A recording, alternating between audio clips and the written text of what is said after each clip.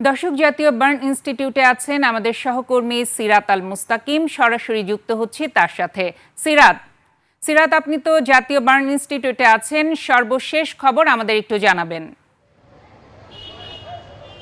আখি, যেমনটি বলছিলেন, সকাল থেকে এ পর্যন্ত আরও দুইজনের মৃত্যু হয়েছে, জারিফ ফারহান এবং মাসুমা বেগম।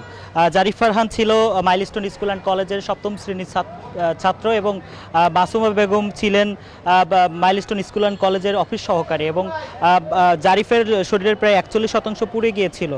সে সকাল 9টা 10-এর দিকে মারা যায় এবং তার লাশ কিন্তু হস্তান্তর করা হয়েছে ইতিমধ্যে। এবং মাসুমা বেগম, যার শরীরের প্রায় 90% পুড়ে গিয়েছিল, তার লাশও কিছুক্ষণ আগে হস্তান্তর করা হয়েছে।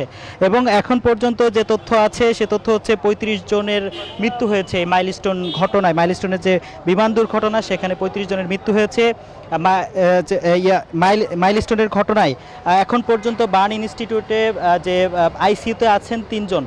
এবং সব মিলিয়ে যদি বলা চলে যে সব মিলিয়ে 38 জনের মতো এখনও ভর্তি আছে। যদিও আমাদেরকে কালকের ব্রিফিংয়ে বলা হয়েছিল যে আজকে দুপুরের পর থেকে যারা মোটামুটি সুস্থ আছেন বা যাদেরকে রিলিজ দেওয়ার মতো অবস্থায় আছেন তাদেরকে রিলিজ দেওয়া হবে, কিন্তু এখনও পর্যন্ত কিন্তু আমরা সেই ধরনের কোনো তথ্য পাইনি যে একজনকেও রিলিজ দেওয়া হয়েছে কিনা।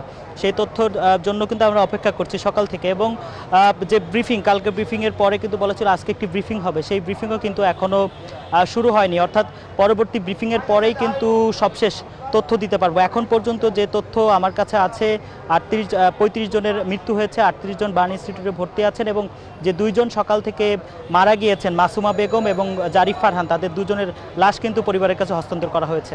আখি। সিরাত, আপনাকে ধন্যবাদ। দর্শক, জাতীয় বার্ন ইনস্টিটিউট থেকে যুক্ত হয়েছিলেন আমাদের সহকর্মী সিরাত আল মুস্তাকিম।